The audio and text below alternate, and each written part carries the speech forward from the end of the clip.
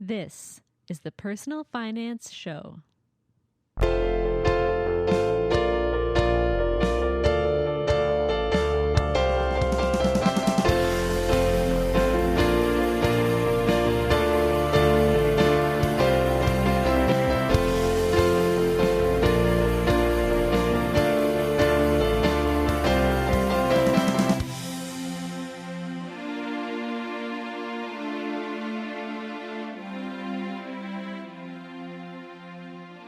Hi, I'm Bo Humphreys, and this is the Personal Finance Show. Engel Jones has conducted over 2,000 interviews since 2016. They were all at least 12 minutes long. In 2016, Engel decided that he was going to do 1,001 interviews in 3 months, using a framework of questions he came up with that take around 12 minutes and are meant to help you discover your own unique real self. He called it 12-minute convos. This was all done from his home in Trinidad with guests from everywhere in the world. Let's think about this for a second. 1,001 interviews divided by 90 days is around 11 interviews per day. When I schedule interviews for the Personal Finance Show, I do 1, maybe 2 per day. Whether it takes an hour or 12 minutes, interviewing someone takes a lot of energy and creativity. When the 1,001 interviews were completed, Engel released a workbook called Your Own Unique Real Self, a reflective self-discovery guide, which is now available on Amazon. As if that wasn't enough, in 2017, Engel decided to try it again, this time focusing on interviewing other podcasters. He got to 813 interviews. That's a total of 1,814 conversations in 2 years. My 12-minute convo was episode 1,437. And as of March 2018, which is the date of the last episode published on iTunes, the episode count is at 1,987. But it doesn't end there. In June of 2018, Engel and his wife Amanda, who is a registered nurse and a published author as well, decided to leave Trinidad and make a 12-week journey across North America to meet and do follow-up interviews in person with as many previous guests as possible. So they're way past 2,000 episodes now. They just haven't been published onto the podcast feed yet. They're all on Facebook and YouTube if you search for hashtag 12minconvos. That's hashtag 12minconvos. The in-person interviews are currently at episode 289, and you can find me on episode 106. It was a privilege to host Engel and Amanda at my home in Hamilton, Ontario, and provide them with a place to stay while on their journey. If you like what they're doing and want to throw them some support, head over to gofundme.com/12minconvos. That's gofundme.com/12minconvos.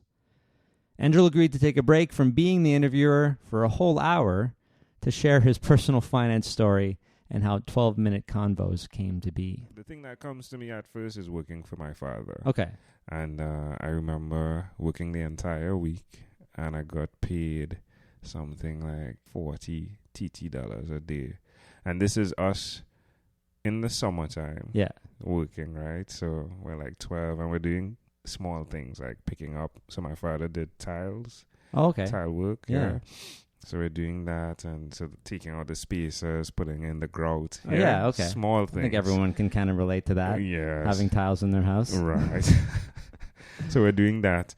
And I remember getting this money, and I was like, wow, I did all of that work, and this is what I get? Like, it wasn't even enough. I didn't think it didn't feel like it was What's enough. like, you got it? What's an exchange rate? Like 40 for Trinidad Canadians dollars? to Canadian. Or American? US 7 to 1. Okay. Yeah, that's so normal.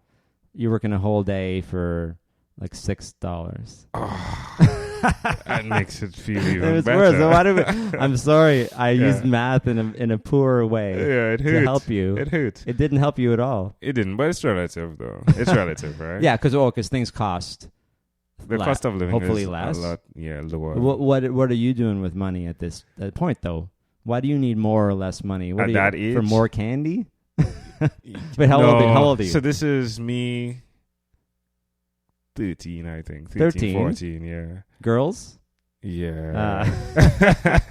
So I can't take a girl. Okay, wait. You don't seem like you're very... Maybe you might even be younger than me.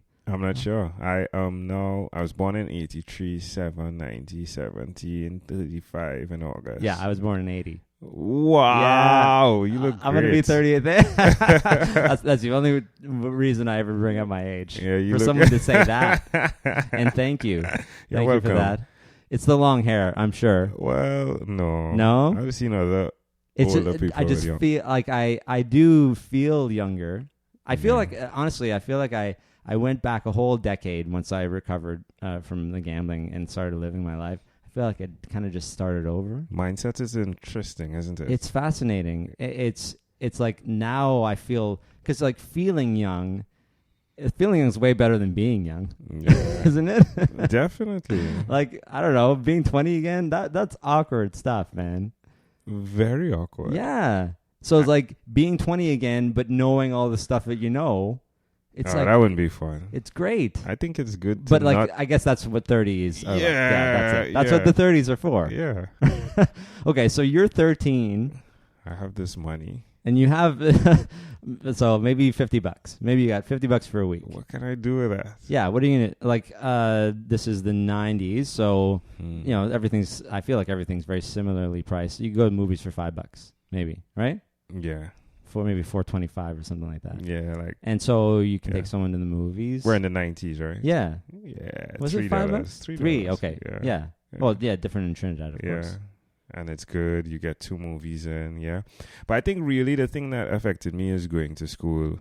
I think that because that was the comparison, an allowance, right? So if I worked, then I can get on the upside of my allowance, right? Yeah. And here it is. I get this money and it doesn't do what my other friends have access to. What were they doing? They were getting a better They're allowance. doing like, just allowance, like not even working to get the money. So right? are you growing up in a sort of a middle class or? Yeah. So like, are your friends even wealthier? Yeah. Then? Okay. So like you just happen to go to the same school as them, but their parents maybe make more money? Yeah. Okay. So that's hard. Like how do we deal with that, right? Like I'm sure a lot of people are, maybe you get a scholarship to a private school and you're going to school with like people who live in mansions. Yeah. Did it that feel happened. like that? Yeah, it happened. So I lived in the countryside. Okay, yeah. Did pretty well. Got into this high-end school in the middle of a city. Okay. Yeah, exactly. So this did happen. Yeah, it did happen. Yeah, so you're feeling the first, that we talked about the Beyonce factor. Yeah, just a while you're feeling ago. the first inkling of this. Yeah. And how did it make you feel? What did you do? Well, it was funny. I think I put things in place. You I put you things hustled. Yeah, I love to hustle. My father taught me how to hustle. Mhm. Like he was hustling. That's why we were working with him on the side job. So he had his day job, which was a shift system, 2 7 to 3s, 2 3 to 11s, 2 11 to 7s. And meanwhile, he's hustling. Wow, on the side after all this shift work. Wow, that guy can in the hustle. in the tile factory yeah, or the tile work. So this is so him yeah. taking construction and doing... So he already had these skills from his day job, and he's just... Well, no. This No. is him every time. Like, he's been doing fabricating. He's the jack of all He trades. just gets like the whole construction sort of thing or which is renovation. pretty cool to see in action. Yeah, Yeah. because, hey, this is a new floor down here, and it took the guys forever to put this together, and it looks great. It almost looks like wood, but it's a tile, right? I mean, you seem to know something about tiles, so... Yeah, I saw your tiles the first time I came in. And but before, it was just these crusty... that's the stuff that's in the laundry room over there. It's not very nice. Can you see it from here? Yeah. Yeah, it's just like linoleum or Yeah, whatever, those old school stuff. What did you do to hustle? Well, what was your... One of the things I did, so one of my friends who is actually a pilot now, he started this journey on the podcast with us being by him, right? He would get a week allowance. What does that mean? Like a so whole... he would get the entire week on Monday. Oh, man. Yeah. Okay. And I'm so he's getting investing a this. daily amount, right? Yeah, okay. So I would use his money. That's where the borrowing started. Wow. You started this... is this at 13 or 14 or whatever? This is me secondary school. Yeah. A daily allowance, and he has a weekly allowance. So you're lending. I'm borrowing. You're borrowing. Okay, wait. So, because he's getting weekly, you're borrowing from his big amount because he doesn't need all of it right away. Ah, and smart. then I could live the life, right? But I think I could live the life. Yeah. But I never catch up. No, of course. The surprise. Yeah. But you didn't realize this till what? Did you start breaking your legs or what I happened? think like 30. I didn't realize it until I was 30. Oh, okay. So you started borrowing from your friends, maybe not able to pay them back. And so what do you get? I don't know, they had payday loans in Trinidad. Oh, no, it wasn't that bad. No, you didn't get that far, but your Probably credit had loan cards. forgiveness, between friends. So you're saying you kept going with borrowing as much as you could to So let me help fund your you with life. that. Yeah, So please. we would borrow. I would borrow, Yeah. and then I would hustle, and then make up the money. Okay. Yeah. Okay. Yeah. But would you ever get ahead? Sometimes. Yeah. But it was just to fund. So yeah, what would you do for hustling? What are you finding I'm out doing you the can tile do? work, right? Okay, so that you know how to do that. Right, so I'm doing that on the weekends, Yeah. and I make some money, Mhm. and then I'm able to pay him back the next Monday. Got it? It sounds terrible. It But does. But it was so you could have money whenever you wanted. Exactly. To live that life, to be able to access the cheese sandwiches.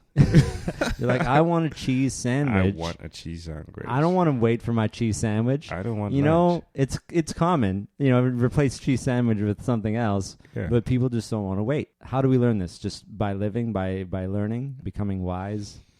How do you learn delayed gratification? Failure. Yeah. You tried to get it instant and it didn't work. So what do you have a first instance of failure, or did it just all kind of happen at once? I would fast forward directly to what happened at the company I was working with. Okay. So we had a 3-month strike. Oh wow, okay. Ouch. Yeah. It was This was your daily, were you at paycheck to paycheck sort of Yes. situation? Yeah. So Yes. and you didn't get any sort of relief during the strike? You just No. no income. This is $0. No union stuff. No, the union The is union, there. It's yeah. legal. Sure. So we won't be fired. Yeah. And that was it. But you don't get any stipends? No. Or, Ooh, stipend would have been... They did offer a stipend that we got. Yeah. Just to be... like for food or... It was like 800 TT. Yeah. Somewhere like 2.5 months into the strike. Because it was going on for so long. Yeah. So And how long ago was this? This is 2013. Okay. February So about the 5 years ago, a 27th. little over 5 years. February You have the date? 27th, What time? 2013. It was like 20 past 10. I was in the lab, and the guy said, strike action. I was like, so what do you do? Well, what are you doing at this time? Not tile stuff. Lab testing. Okay, lab testing for what? Cement. It's for cement. Okay, Yeah. so that it would be like The to best test the cement. strength, Yeah. so that it would last for years and that people could pass tests and stuff like that. Yeah, so it's like American standards Yeah. that Oh, yeah, we're sure, testing yeah. with, and then they're British standards. Okay. Yeah, so the cement needs to be a certain strength. Yeah. When we make mortar cubes after 1 day, 3 days. Well, 3 days, 7 days, 28 days. Oh yeah. So we prepare that, and then there are other things that we do to ensure that the cement is meeting requirements. And did you learn this in school? I did not actually. No. Did you Yeah. go to a college or university? I did not. No, I so- started working. in the cement lab. How do you get a job like that? Right. So my father worked at the cement factory. Okay, Yeah. okay, And then yeah. I got entry into the cement factory. There's like a pool, and they're casual workers. Okay, yeah. Yeah. And casual workers do any and everything. Anything. So did you get to do everything in the Any factory? and everything, from Wow. shoveling. Yeah. Shoveling dirt, because in Trinidad there are two parts of the cement production. There's Yeah. the quarry, Sure. Yeah. Of and course. then usually get the rocks from somewhere. cement plants have the next step with the kilns right there where they burn the limestone. Okay. It's all right there. Right. Do they always build it right next to the quarry? Usually. However, in Trinidad, it's really far away. Oh, okay. So one guy came up with the idea, here, let's put water with the mills, yeah. grind it to a slurry, Yeah. and then pump it down Oh, to the so coast. there's a and whole- then burn it. There's a whole pumping thing between the quarry and the factory. Is that right? Yeah. Which is Okay. fascinating. Yeah, it is. So we did that. So I worked at the quarry first. Okay. And makes sense. Shoveling rocks. Oh my gosh, I shoveled like rocks. for what, a year or something, or how long? Probably like 2 years. 2 I years. think. You just like, this is hard labor. But the money was so good. yeah. Like really, really good. Like, are there risks to you, like dust and things like that, or It's just a monopoly. right? That's it. You're just it's the doing this. one cement company in Trinidad, right? So it's just like I just feel like this is a movie ready to be made here. You're like it's the you should factory. have seen me, my friend. Like I could really and like you see the ceiling here. I'm shoveling stuff from here and throwing it up on the belt on that level, and but I'm looking at it. So you're strong. You're like I'm pretty strong. Yeah. I'm the thinnest, strongest guy, Yeah. Like but at this point in your life, you're like probably the strongest you've ever been to be able to handle this on a daily basis. Yeah, definitely. Yeah. I was fit, and that's how I looked at it. And mindset Okay, is so yeah, powerful. no, that's good. Yeah, exactly. I'm being paid to work out. Let's get it done. Yeah, man, that's probably how a lot of personal trainers think, feel. right? Yeah. Right? This is what I was going to do anyway. I love the gym. Yeah, I get paid for this. Okay. So I did that, and then an opening came up in the lab, got into the lab, worked there, casually employed for a couple of years, and then a permanent position. These things song, right? Like gold, right? Then Yeah, I guess they are, yeah. Position. You're set for life. Ooh, set for life, right? And was that the mentality at the time? Like, I'm good. This is what I'm doing. I'm getting paid. No? What are you doing with this money? You're making money. Right. Are you spending it, saving it? I'm saving. Yeah. How much? Like, are you able to save a good chunk and still enjoy your life at this time? Yeah, I'm saving. But of course, the things like we spoke about need to be bought, right? So I need to get the car. I need to have the latest clothes. Okay. And of course, I mean, I'm working for good money. This is a small percentage of my life. Yeah. Right? Status stuff. Yeah. But you still were able to save you just maybe a little bit, 10% or something? It's something my father always taught us, yeah. I was doing like 35, 40%. Okay, that's awesome. So this is where it came from. Like I did 3 envelopes. So that would be the internet, if I'm not mistaken. I gave my parents money, and then I had spend money. And what I would do is, let's say the internet is 300 TT a month back then. I would put away 75 every week because I was weekly paid. Yeah. So that was great. You're always going to have your internet. Yeah, for sure. The thing is, the money that I was making, right? Yeah. It was big money per hour, but it was like 1 day, 2 days. I see. Okay. Yeah? So it wasn't every day. No. Not until you got full time later. Well, or permanent. Just after a year, it started to become a lot because I was working pretty hard. Yeah. So all shifts liked me. So they they called me out. And then I did away with the envelopes because I would always be like, I could do that in 1 week. Those? Yeah, in 1 week I could burn do that, those right? envelopes. And I did that. Did you burn them literally? No, but they just collected dust, right? Yeah. Because I could do that. And that's where that dung ride started. Because you stopped tracking things and then you I would say preparing. Yeah. Because tracking is a big word in finances. Yeah. And I think it goes with your personality. I think it's the most important word. But you're right, man, not everybody wants to do that. It's not budgeting. You're not telling yourself how to spend, just watching what you do spend. Yeah. And still, that's no fun. It's not fun. No, okay. Yeah, because that is accountability, yeah? Yeah. Yeah, it's like taking a vitamins. I know it's good, but every day? That's a good way to put it. Yeah. You're right, because that's all people need sometimes, accountability, but it feels like somebody's controlling you. Yeah, it does. And if you don't want that, then it's the worst thing. Yeah. So did. You're free spending, you're living your life. Yeah. It's just like the highest point of your I think working life. I think so. Bought my first car. Yeah. But I needed to borrow money, right? So I have some savings. Sure. But I needed to borrow money because this is the best car in the world, right? The name of it was a Honda Legend. Oh, right? a legend. Yeah. You're like, I'm a legend. Yeah. So that's the guy. I gotta have this car. So you're pretty happy at this point. You're having you think that you're happy. I wasn't. You weren't, okay. So because you were I not felt happy. as though I was not fulfilling my full potential. Okay. Yeah. What did you feel? You like more than the labor that you're doing, like that kind of potential? Yeah, it felt for business. something more? I wanted to do more. Sure. I wanted to make more money. Yeah. Yeah, via business. Like I always had this passion that my business would mean it's my time. Yeah, of course. Yeah, so I actually sold my first car to start my first official business. You sold the Legend? I sold the Legend. Man, is that painful? It was painful. Yeah. You had to get a smaller car, or you didn't have a car at all? I traveled. Okay, so Well, okay, let's get back to the strike. Sure. So Big story, the right? strike. We need to know how you got to the cement factory. But so now you're there. You get to the lab. You're in the permanent thing, and then somebody says Strike. February 27, 2013. That never leave me. 10 past 10:20. something, 10:20. They say there's gonna be a strike, and you're like, my life is over. They were like, it's going to be 1 week or 2 weeks. Oh God. Yeah. So we go out there, we pitch the tents, we're singing union songs. Yeah, we yeah. shall overcome, Yeah, right? sure. All Yeah. the standards. Right. Someone played classical gas on the guitar. Whatever, all the folk songs. Something by Bob Dylan. Yeah. Maybe some Bob Marley. Bob All the Marley. Bobs. Yeah, all the Bobs. And then 1 week passes, 2 week passes, and then I'm realizing, okay, I need to reassess this.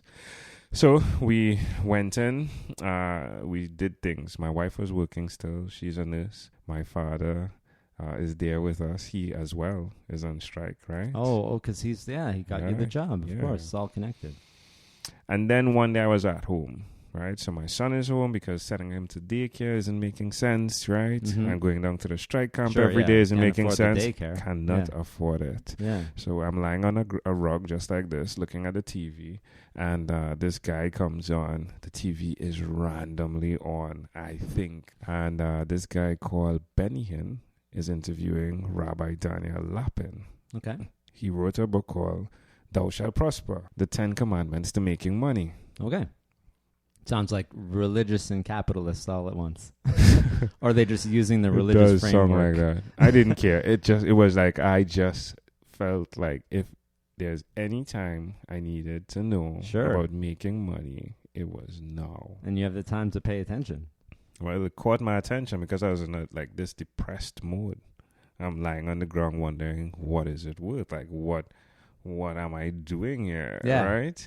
And that comes up. So I listen to the interview, get the book at the end of the interview, right? Get my sister's Kindle, buy the book. Of course, around this time, I'm reading a bit, but not that much, right? Okay. Get the book, read the book, right? It's like, Beginning to end. it's like, this is good. So Eating it up. he's throwing out the Jewish model, Okay. which is intriguing, right? That you interviewed in episode number 38, which was this Jewish guy, right? Yeah. But anyway, Yeah. yeah, it's the Jewish model of making money and the principles that go with it. Yeah. And then at the end of the book, he says, hey, if you're looking for the tools on how to manage money, check out Dave Ramsey, the Total Money Makeover. Dave Ramsey, yeah. I'm like, these guys know how to sell books. I'm falling I have into to a buy all rabbit these hole books. here. Why? Okay, so you went and bought Dave Ramsey books? So my friend came with his credit card so that I could buy this first book, right? You're like, I just need to I buy just need books. this. I was like, They're like, should what? I? You need books? I hit the buy button. I As long as started you're reading the them. book. It was good. Dave Ramsey, Total Money Makeover. Okay. That was it. Sold. So what did this book, for those who haven't read it or haven't heard of it, what did this... It do did to something in terms of it laid out a process that it was achievable in small steps. So yeah, 7 baby steps. Yeah, save your emergency fund. Yep, Clear debt, smallest balance to largest balance. totally. Then save an emergency fund of 3 to 6 months. Love it. Right. Then save 15% towards your retirement. Very smart. Then start the college saving. Then start putting extra money towards the house payment. College saving for you or for kids? The kids. Yeah, okay. Yeah. And then house, yeah. Then the house. And then 7 is like everything is completed, all going on, and you build wealth and give. Okay. The giving is sometimes very important for people.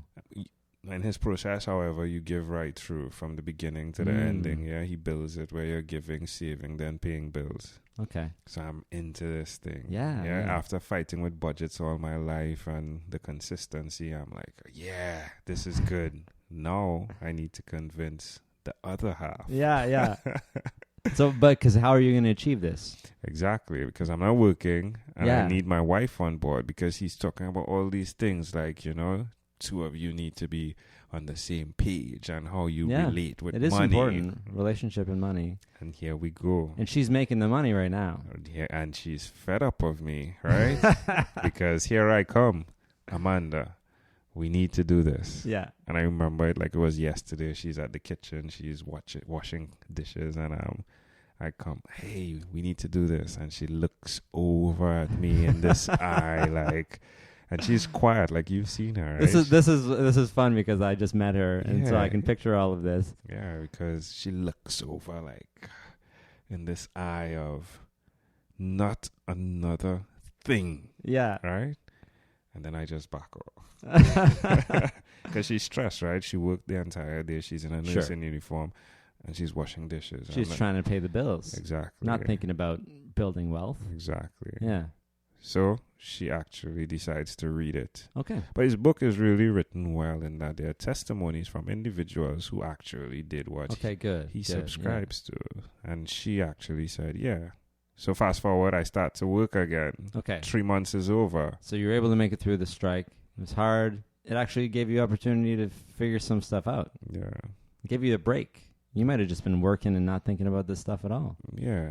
Delayed this whole part of your life. I wouldn't have probably been here. Yeah. You might have never come here. So you're back now, but your mind is changed. We set up. The first step, build an emergency fund. Yeah. Yeah, 500,000 US. Here we go. Perfect. I sell my son drum kit. Yeah. Oh, drum you kit did? gone. What did he think? He was too small. Okay. Yeah. He was too young to have a drum kit in the first place.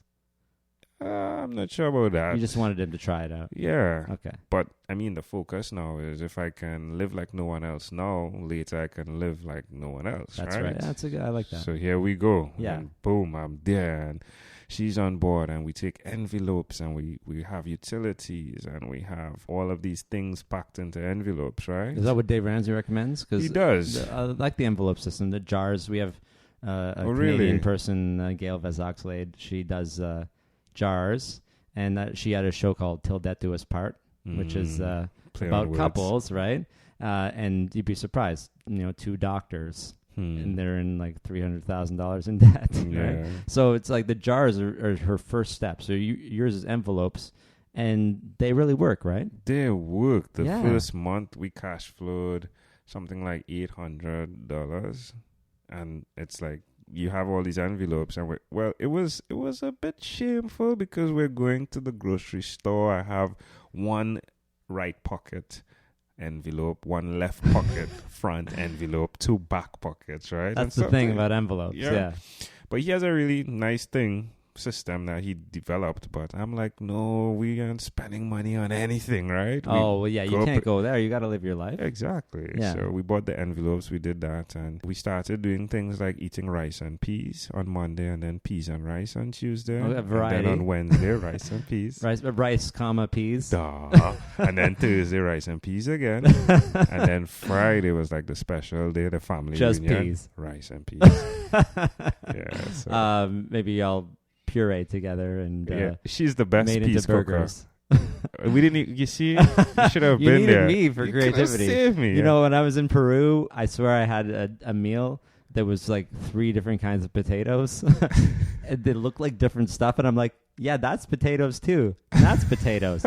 No, that's where potatoes are from, right? Peru, like there's like 305,000 different kinds of potatoes or something like that, like purple ones. But that was good for you though, eating all of those carbs? No, I don't think so. But that's what they're used to more so, and we have this protein focused eating that's not absolutely necessary all the time, but I just feel like I always need to have meat with my meal. But maybe potatoes once a week would be fine. Yeah. How did did you guys, well, you wouldn't get scurvy or anything, but no, because you had the peas. Yeah. But this is all starch?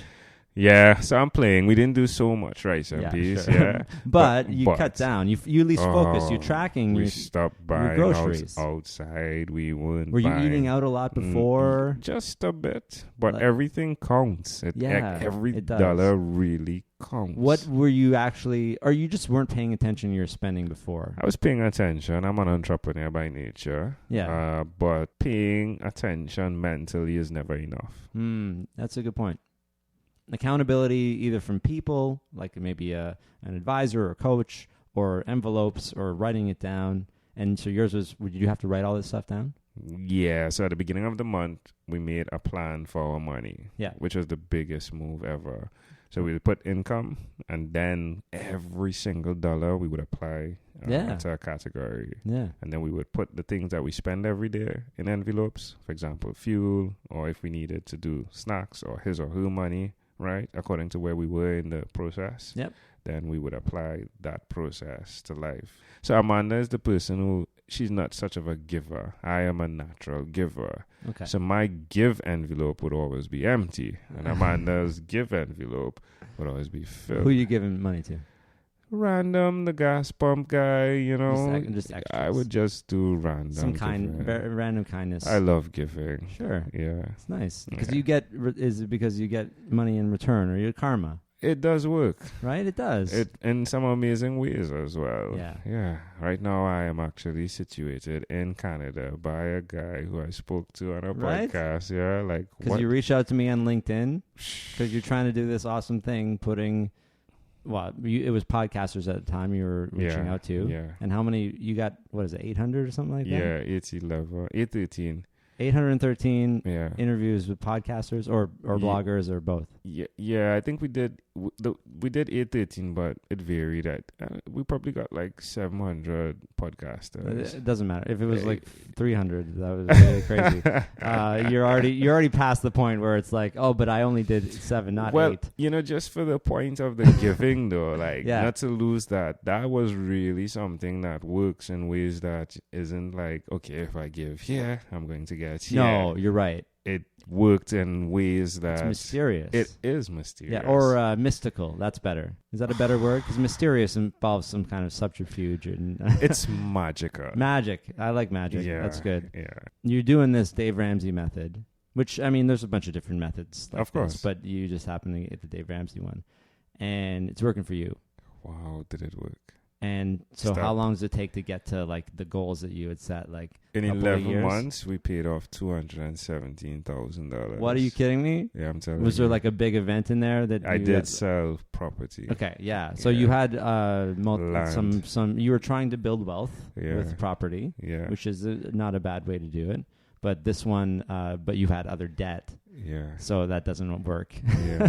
Well, it could have. Yeah. But I got phenomenally dedicated to this thing. Like, I didn't just want to be the guy that went halfway into it, which adds up a bit, right? Like, I'm the highly driven guy. Now that I just as I said that, I was like, right, yes, because I'm the guy who speaks to so many people in so much time. Yeah. So if you're going to pay off debt, I'm going to pay off debt. Yeah. You're going to pay off like 2,000 people worth of debt.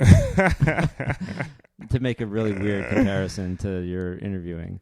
But that's how you roll, right? It's who I am. It's who you are. So, hey, lucky for you that you found this thing, this method that kind of resonated with you, because you paid off. Was that all your debt? Yeah, we paid off everything. What year is this now?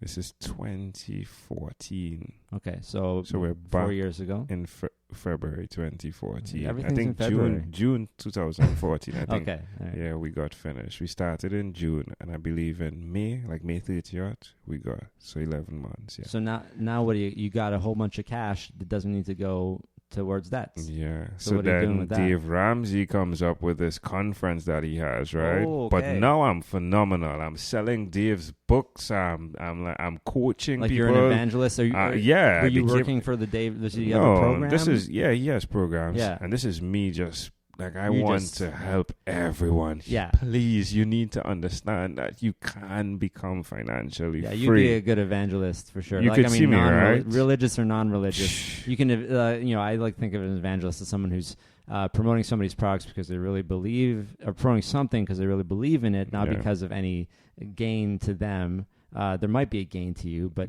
maybe you don't even care. Right? No. Well, about yourself, technically, you want people to no. I still have that entrepreneurial part. So, but me. your passion, there are times I would give away books when I should sell the books, Sure. right? Because, yes. But you know it's going to come back to you somehow. Well, interestingly enough, my friend, what you just said there is pretty powerful by saying evangelism, and that is what it is. I mean, evangelism, unfortunately, has a connotation of a religious background. That is true, and the scammers too, right? Like, well, I like what you're doing with words, because some words have been taken and used in a way where that is what it is. For example, explosive. Yeah.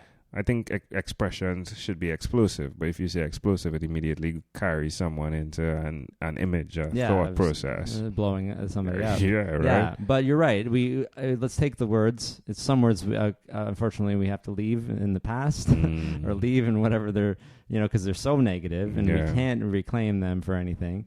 But yeah, something like explosive or evangelism, it's let's make them positive. That's explosive. That's amazing. It's like blowing up. You're right. It's that's my passion. Fireworks yesterday. Did you see some? No. I had fireworks in a conversation. I heard some. yeah. You're gonna hear it on Canada Day for sure. Yeah, I did. We were in London. We did hear some. Yeah. You just it sounds like gunshot. It sounds like explosion. If you don't know what it is, then it's a little frightening. Yeah. But yeah, so you're telling everybody about this.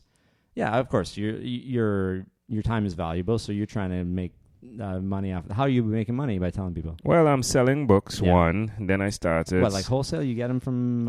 so I got them wholesale, right? Nice. So I would buy a box of books. Of course, my finances have freed up now, so I could invest. You can invest a little bit. Makes sense, right? So I could buy a box of books. But you got your emergency fund. Yeah, of course. Good. The emergency fund is ripe. Which changes you're waiting for an emergency. Oh, you come my way. Yeah. All of a sudden, the emergency stopped coming. Yeah, that's funny how it works, right? Yeah, that's true. That is how it happens. When you're ready. Yeah. So Dave has this big thing, right, called Entre Leadership, right? Okay. It's in Tennessee. Now, after the first month, right, when we did our budget and all of that, I cash flowed enough money to apply for my American visa.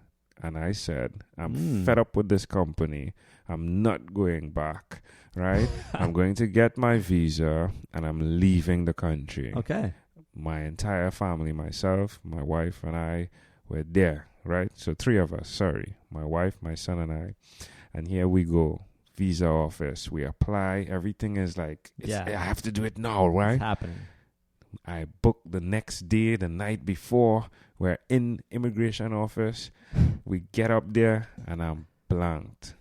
They say no. Oh. The guy doesn't even ask for my property. He doesn't ask anything. What? He's just like... What disqualifies you? No, he didn't say anything. Oh, you don't get an explanation? I don't get an explanation. Oh, that's the worst. We come down the road. We usually say we come down the road, right? Which means we drove down the road. Sure. And we're sad. Silence. Pin drop. So Dave comes with his event, right? Amanda and I said, hey, let's focus on the same plan we were focusing on before. Yeah. And we went on. Fast forward, we get out of debt. Dave has this big event, 10 grand. Entre Leadership. Ooh, not me. That's too much. It is a lot. November, August comes around, someone drops out. They send me an email.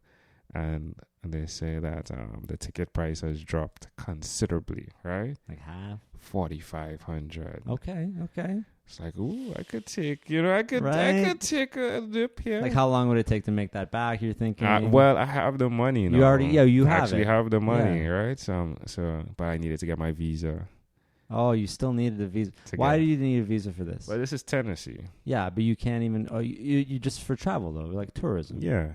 Yeah. So here we go. So I need to apply again. I applied, and I think this story sets the value of what we were speaking about. Like when you have the emergency fund, your posture changes, your confidence changes. Went up to the embassy. I remember the guy asking me, so Mr. Jones, what has changed in the last year? Yeah. You were denied whenever. And I'm like, a lot has changed. I could see them thinking you're a liability if you have debt and you're going to maybe to escape from that. So, so that changed. They knew. I'm not sure. The U.S. government knows things, right? They didn't even, they just could tell they didn't even ask to see your papers or anything? No. But this time I got through. November. Okay. And I went to Dave's thing really to see if it's really possible to live and have a business out of debt. Sure. Wow, was I fascinated by this guy. Yeah. You're eating this thing up. You spent $4,500. You got out of your country by magic. Drove for the first time in Florida. Okay. Right? Yeah. Got a little touch from a friend. Yeah, this is how you drive. Sure. Traveled to Tennessee. You drove for the first time in Florida. But how's it different from we drive on the you do right on the other side. Okay, yeah. like we're going to do it in Australia. Exactly. Yeah, or Scotland. Yeah. Yeah. So got in the car, and the roads aren't as huge as what. Well, I guess not, eh? Yeah. This is a monster, right? And then we I got there, got to Tennessee, rented the car, went to the event, right? It was good though. It was like a 4-day event that came with hotel stay, and so it made sense, right? We're working from 7 to 7 on content. Yeah, it was. Everybody there is like into this. This is teaching. Serious people. This is teaching. Right? Yeah. This is real value. Yeah. Well put. But the entire model, Bo, is that all of this was possible because I got out of debt. Yeah. And seeing what Dave built without having debt as well was a reality. And Why is debt such a burden to progress? That's a very good question. I think mindset. If I had to put one thing on it, I think mindset. I think it's very challenging to go in one direction when there's something pulling you in another direction. Yeah. I mean, it's obviously freeing up your cash flow too, but you're right. It's like this big hole that you're trying to, I guess, dig out of. Yeah. You're trying to climb, but the hole maybe just keeps getting bigger with interest, maybe, if that's what's happening. Or it's just there. You can't do a lot of things when you have this commitment. Like, you couldn't leave your country because of this debt. Like, that's a powerful example right there. There's no direct proof of this, right? That it was your debt. But that seems irresponsible on the surface, doesn't it? Yeah. There are people that have gotten their visas that have debt. I think the fact that we started clearing out our debt and moving things around really indicated that we didn't want to be in the country anymore. Interesting. It's my guess. Positive. It's kind of a positive growth move, I guess. Yeah. Which is, again, I believe success is built on the foundation of failures. And I usually do failures in air quotes. Yeah. Yeah. So, yeah. Failures are almost necessary, like of some kind. Hopefully they're not too big, though. Well, I think we need to rebrand the word failure. Yeah. Yeah, just experience that didn't go so well. Yeah, because failure has always been promoted as negative, and everyone teaches us that failure is bad. Meanwhile, if you don't try anything, you're never going to succeed. You're not going to always succeed because you don't know how to do everything. So failure is almost inevitable. Yeah. So the only way to avoid it is to avoid everything that's not clear-cut and safe to you. Not, obviously I can do that. And that just limits, it's so much limitation. Yeah. Fruition is the word I came up with. Okay, yeah. Instead of failure, fruition. Because if you want a fruit to grow, there's no way you can bypass the other process, which is the roots and the tree and the leaves and the pruning and the pain. So fruition, I'm in fruition mode. I like that. Yeah, because it's backwards. We all want instant success. Well, we go to the groceries, we get the fruit without the trees, right? That's it. So it's we're being programmed in a way that doesn't align with reality. And of course, everyone tells the stories about how they succeeded. Yeah. Without the failures. There is this thing that they talk about, and they call it, failure pornography, right? Where everyone is like talking about all their failures. And that can be helpful in a way, but it's not helpful it is helpful to learn about it, but you got to go through it. I think that's the key, right? That's the only way. You got to change you, or go through and sit at home at a strike, and then what am I doing? I got to get out of this. Yeah.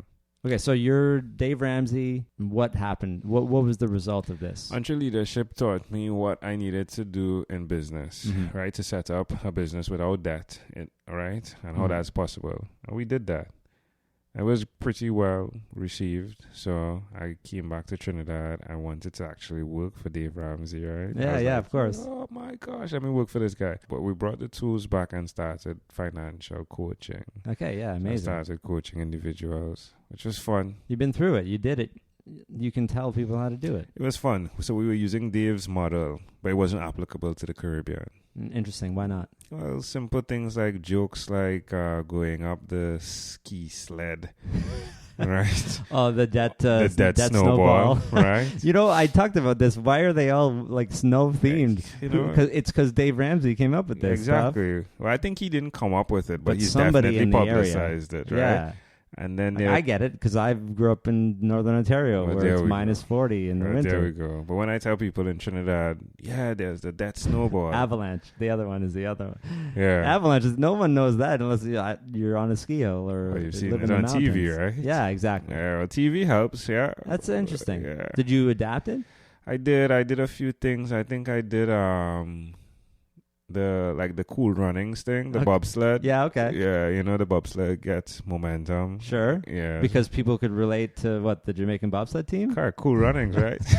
I mean, I like that movie. It's a great movie. Yeah, I think they're still going. Yeah, right? it's a great movie. There's still a Jamaican bobsled team. Yeah. I think I saw it in the most recent Olympics. Yeah, they haven't won in a while, I think, though. Yeah. Yeah. But it was like, I just... it's a good movie. Yeah. Well, we were a teenager when it came out. And you're wearing, the green, so... I am. There you go. I'm wearing Jamaican colors. Yeah. Awesome. I love it.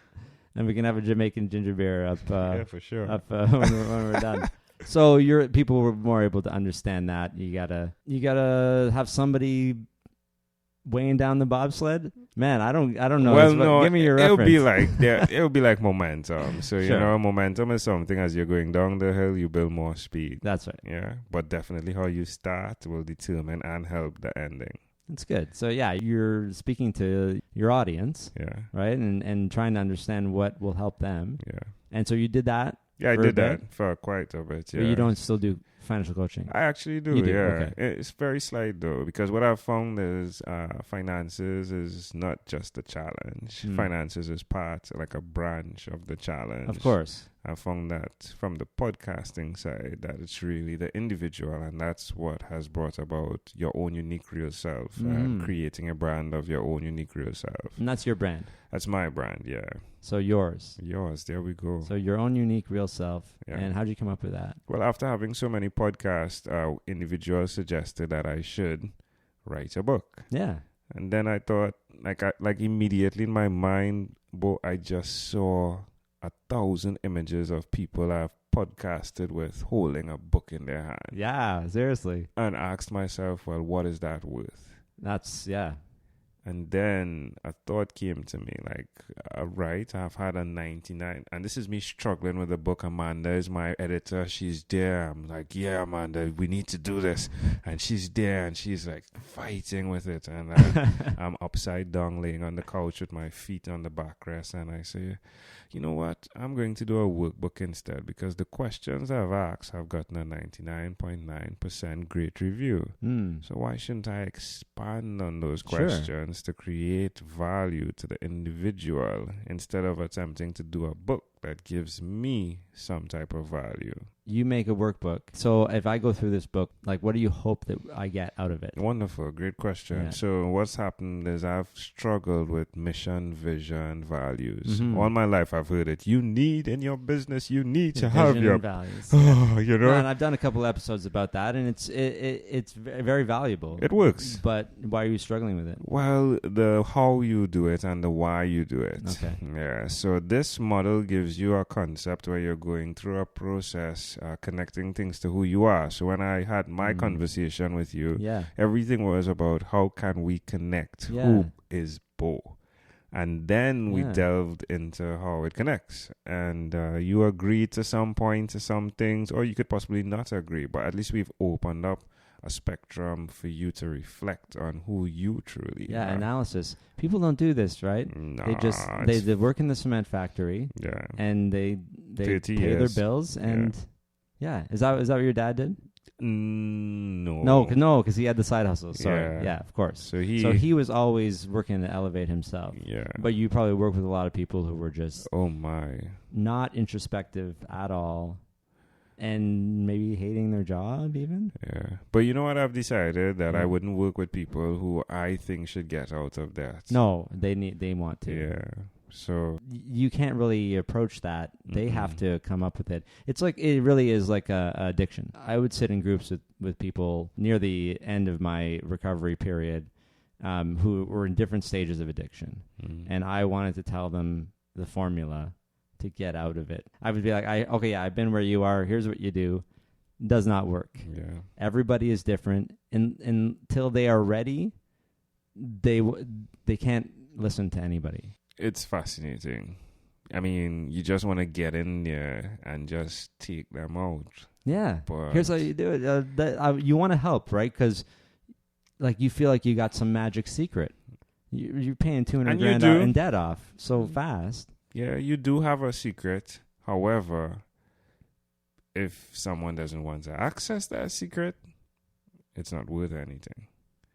And what do you like? Is there anything you can do? You could just give. What did you just give them some information? Say, hey, if you ever need this, you can ask questions. Ask questions. Okay, that would get them to open up to ask more questions of themselves, and thus the workbook.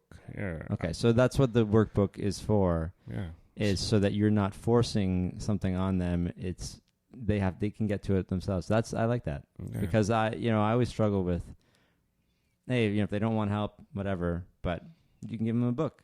Yeah. You can give them something, right? I saw Dan Miller in action. Dan Miller has a podcast. So I got circled around in the whole Dave Ramsey tribe, if you would. So they had a mastermind group, and Dan Miller is there. Aaron Walker is there. So Aaron is this life coach. Dan Miller is a life coach as well, podcaster. And I started bouncing around these guys, right?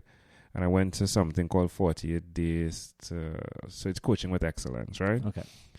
2-day conference in Tennessee in his barn. Oh, nice. And to see Dan's posture and the way he did things, it's like he has the answer and then he'll ask a question. Okay. So we're speaking to you and then he it's as though he has the answer, but he would never say, this is it. It was like a Zen kind of thing, right? Like, that's so smart. It's selfless. Well, no one wants to be told what to do or that they are something. I love to be told what to do, though. I think it varies. Do you? I love input, and then I would give my output. Okay. But I'm that confident to a point. Sure. Make sense? I think so. So because if you're not confident and somebody tells you what to do, you react differently. You either get offended or you feel insecure. So my thinking is I have no time for all of the emotions. Yeah. So I'll be like, hey, Bo, what do you think about my podcast? What do you think I need to improve? So you'll tell, but you're asking for it. That's it. In a way. So if you come to me and you say, hey, Angel, I listened to your podcast and I think this, I welcome that. You welcome it. Because you are more, I want to say really evolved.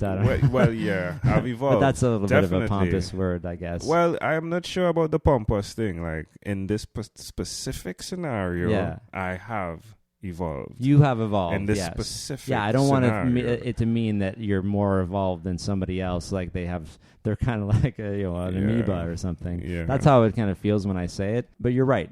You have evolved, and which means you can accept criticism and then use it constructively or just input, as you said. And everybody should be open to that. We're also defensive. I have that reaction still. Yeah. For certain topics, certain things that are triggering to me, certain things I feel uncomfortable about, say. Everybody has those, right? Yeah, well. Except for you. Well, probably not to the point that other individuals have, but because of the amount of people I've listened to, it has broadened my listening and the way I approach what is said to me. That's awesome. Like travel, it does that. Travel does that. We were talking about that earlier on your show. But you traveled in a how would I describe it? You traveled in a virtual people way. You traveled through people. Like, Yeah. you didn't actually leave Trinidad Yeah. to talk to most of the people, right? Or did you do all of your interviews remotely? All of my, all Yeah. remotely. But it has the same effect as travel, doesn't it? Yeah, you brought tears to my eyes because there are very few people that really would understand. I think I said to myself, it's going to be like 5 years before people really understand what just happened with me in terms of what I did by locking into a room, only having headsets on my ears, Yeah. and listening to all of these voices. Oh, it's powerful. It and is. Yeah, I think, it's just people stay in their little areas for their whole life, Mm-hmm. and they don't see the world, and something tells them that they shouldn't, or they don't want to. Yeah. And I don't want to tell them that they're wrong, but it feels wrong to me Yeah. to live that.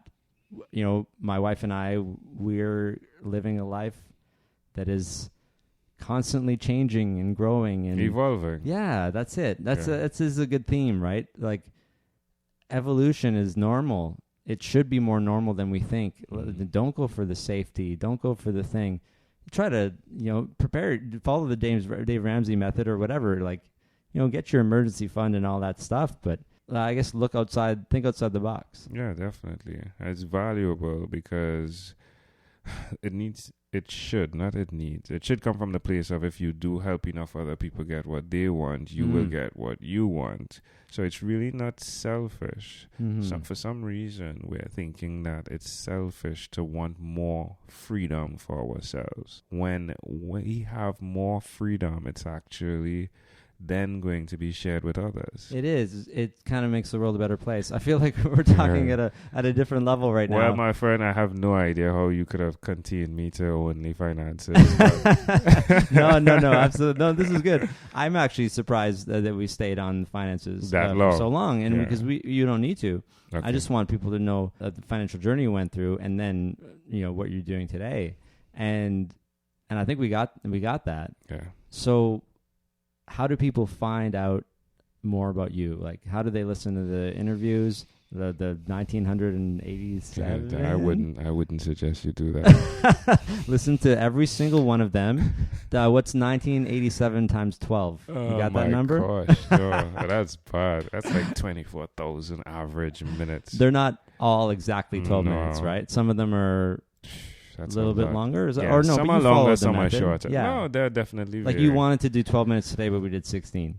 Yeah, it So that varies. kind of thing. Yeah, it varies. But the idea is, It's not- inspired by the 12-minute conversation model. It's inspired by that. Yeah, so this was a model that's been in existence before you started. Yes, this model came about. No, the podcast, when I decided to do the podcast, Yeah. I went into a room, my son's bedroom, Yeah. and I just zoned in. And these were the questions I would want someone to answer Okay. if I had 12 minutes with them. Yeah. So you came up with this. Well, I mean, what you're doing. whatever happened in that room, right? That was you. That was my handwriting. Oh, but the power. There's something. something I mean, just- think about it. Yeah. Like, if I said, "Hey, Bo, go write 12 questions," Yeah. and then ask 1,000 and how much ever people it, and see if it gets bored. Yeah, and It didn't get boring. Like, it didn't, eh? it still is. Because I was wondering, because you do ask the same, you follow the same format. questions, yeah. Well, because I would just figure because it was structure for you, right? Because how are you going to get so many interviews in all at once if you're thinking about how am I going to conduct this interview? But these were like, what is it? Like divinely given to you? Is that what you're We saying? could do that. It's. But was there a That- spaceship or something? Yeah. I had like the Star Trek It pictures came in upstairs. and it was yeah. like you just heard something and it was a communicator of some kind. Which is a huge conversation. These are the right? you appeared before yourself. Your future you said these are the questions. Which is fascinating again, right? Because it would be true. These are the questions that you will ask 1,000 people. Oh, I would love it if that happened. Let's just make that the story, okay? We could do that, but what I would say is, it's fascinating to see that the uniqueness of an individual can peer through, even though I'm asking the same questions. Yeah, I love it. That's awesome. Okay, so what's your website? Or for that one, anyway. 12min convos, convos. That's 12. So it's 12 minutes. 12min convos. 12min convos. .com. .com. So that's the one. Yeah. And then you're Engel Jones on Facebook. Yeah. Just message me. And Twitter. Yeah. Twitter Not as much on Twitter. Very much Facebook. Yeah. Very much old school. Facebook Lives you're doing right now, so people can go and watch these interviews as they come up. This might not come out for a month, so or longer. It's hard. Scheduling podcasts. I don't know how you do it with so many, but just cranking them out, just right? Dump them out. Yeah, I'm like, I'm gonna do a weekly show, and then now I have so many. It's like, okay, that's nice, but I want to get them out sooner, so maybe I will. We'll see. I'll do 2 a week. Why not? Why not? Why not? Why do I have to I'm weekly? Oh, I'm a weekly. Why am I limiting myself? All right, cool. It's like, and that is what happened. Like, there's an abundance model that you can pull into who you are. Like, I said, okay, I'll do 7 a week, just like John Lee Dumas. And then I thought, why don't I do 12 a day? It's a big jump, but yes. Well, why not, right? Like, why not? What keeps me to that model? It's a good question. Yeah, I'm gonna do. We'll see when it happens. We'll see. Yeah. We'll see. I'll put this out tomorrow. We'll see.